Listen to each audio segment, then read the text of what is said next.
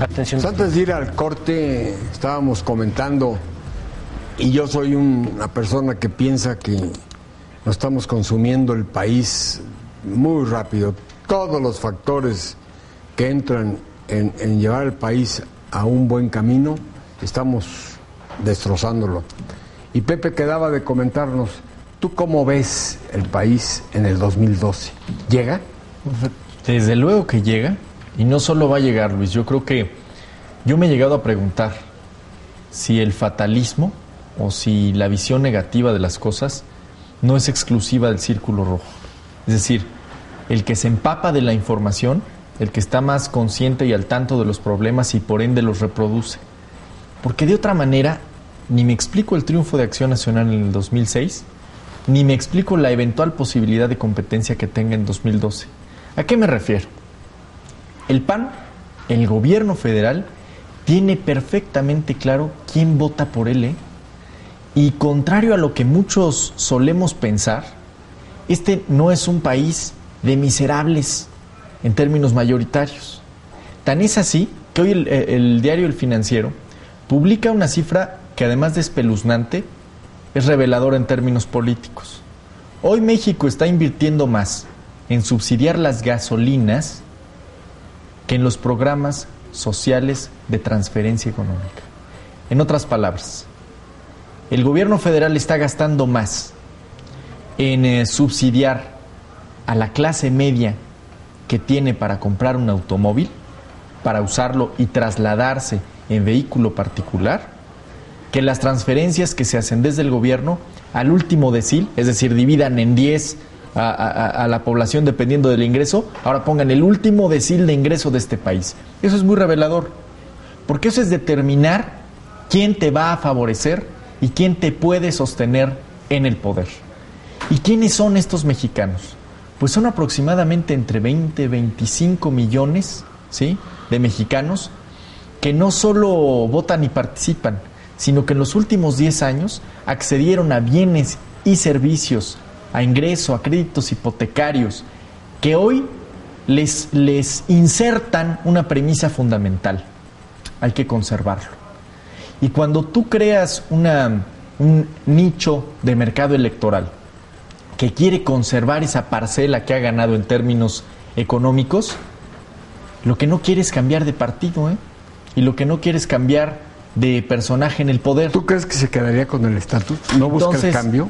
Desde luego que eso me confirma por qué ganó Felipe Calderón en el 2006 y por qué el PAN, a pesar de ser un partido en franco declive en términos de operación electoral, con tener candidatos impresentables en muchos de los municipios, en muchos de los distritos y en muchas de las gubernaturas, y a pesar de que una década después de la alternancia no hay evidencia de resultados concretos ni de cambios y transformaciones de gran calado, por eso el PAN puede seguir compitiendo, porque hay una brecha poblacional, hay un nicho de electorado eventual, la masa electoral correspondiente, que pretende conservar el estatus ganado, y está bien, es legítimo, es legítimo. Ahora, eso debe ser una enseñanza también para los políticos que aspiran llegar al poder.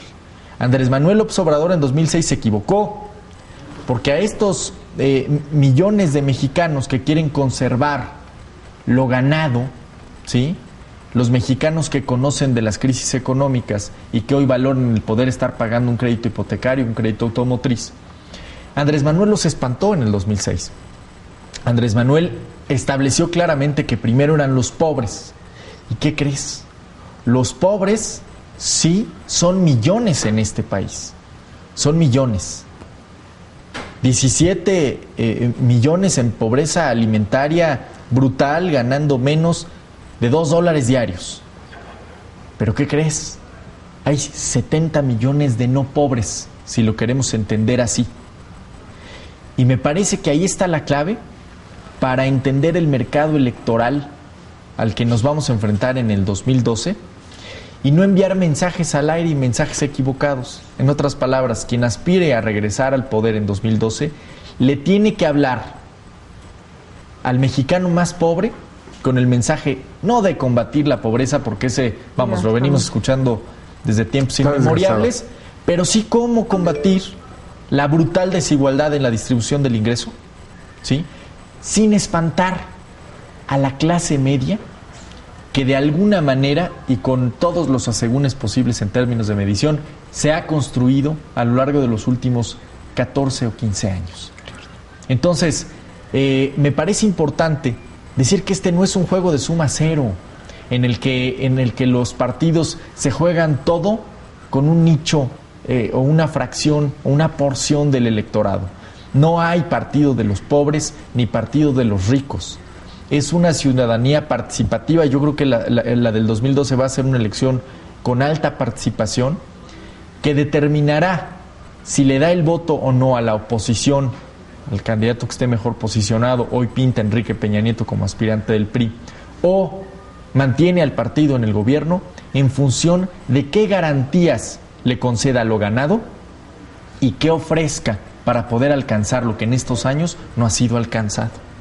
Entonces, me parece muy importante que antes de decir si habrá país en el 2012 o si todo está tan mal o lo suficientemente mal como para que mejor bajemos la cortina, analizar que creo que hay una buena parte de mexicanos, muchos millones, que si bien son críticos del gobierno federal, críticos del PAN, sí ven país en 2012 y afortunadamente, y a diferencia de muchos políticos, Luis, ven país después de 2012. Sí, cuando yo digo de si va a haber país después del 2012, me refiero porque la clase política está haciendo todo lo posible para que no haya posibilidad de sobrevivencia en un país que iba, pero a altas velocidades, llegando a buenos niveles mundiales, y hoy lo único que agarramos al mundo es para ir el presidente a dar un discurso en Stanford sobre cómo está la realidad del país y luego busca conciliaciones.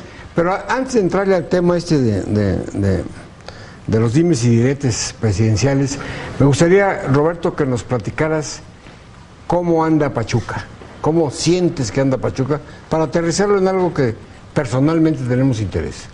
Bueno, hoy... Desde tu punto de vista, tenemos un factor claro. Hoy tenemos solamente 3 candidatos en Pachuca, la capital del estado de Hidalgo. Por un lado, la coalición Poder con Rumbo, que la conforma el Partido de Convergencia y el Partido del Trabajo, con Jorge Acosta, un exdirector de una institución universitaria de carácter privado.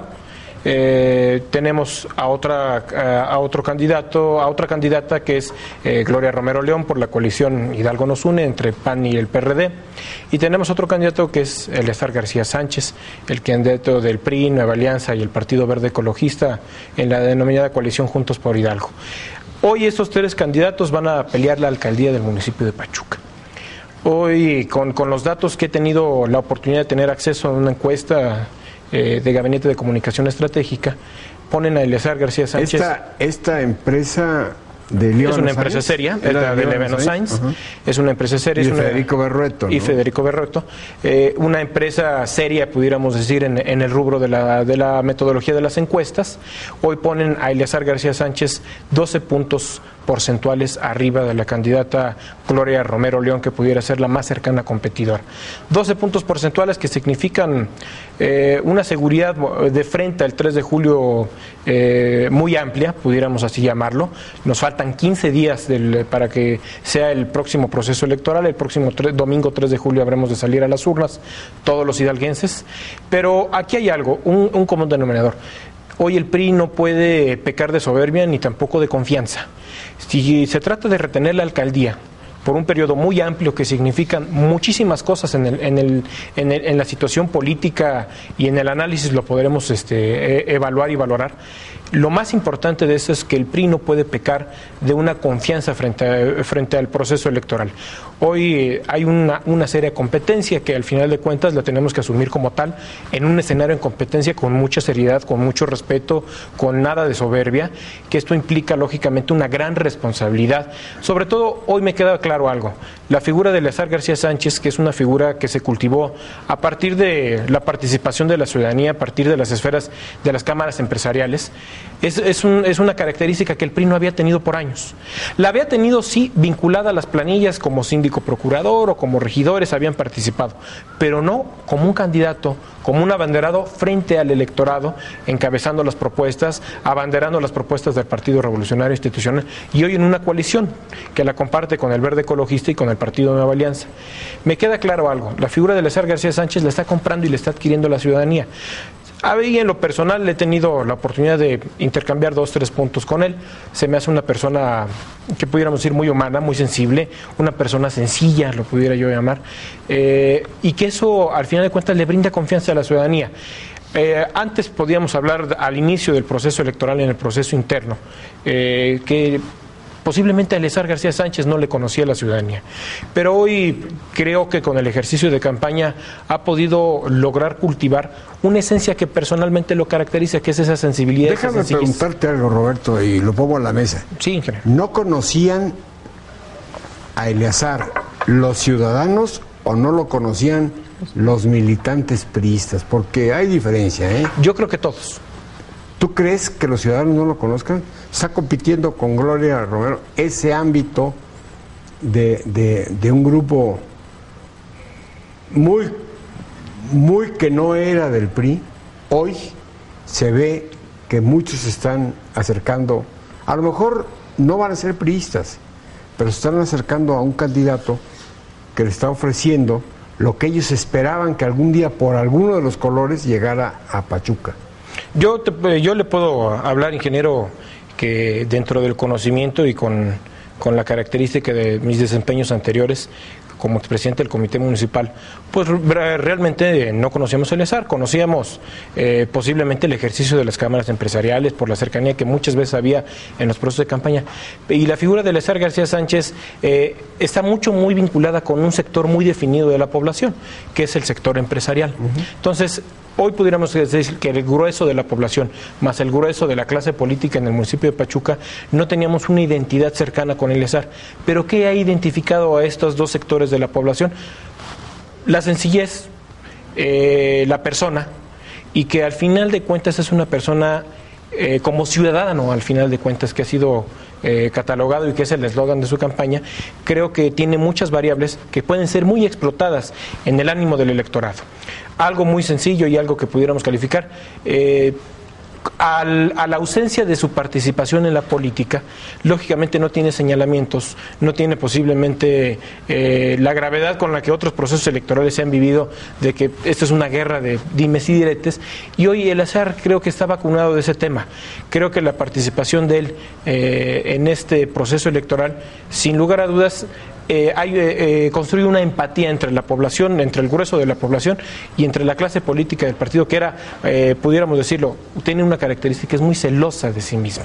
A mí me da la impresión, Carmen, ahorita, bueno, regresando al corte platicamos de quiénes están atrás de los candidatos, porque me llama mucho la atención que son todos unos equipos, sí, y a lo mejor la guerra sucia no se da entre los candidatos porque los dos o los tres traen buena voluntad de no hacerlo públicamente, sí, pero sus equipos se están dando duro. Así es. Vamos a hacer una pausa. Recuerda, estamos en su programa Visto Bueno TV, nuestro correo electrónico vistobuenotv@gmail.com. Regresamos con más.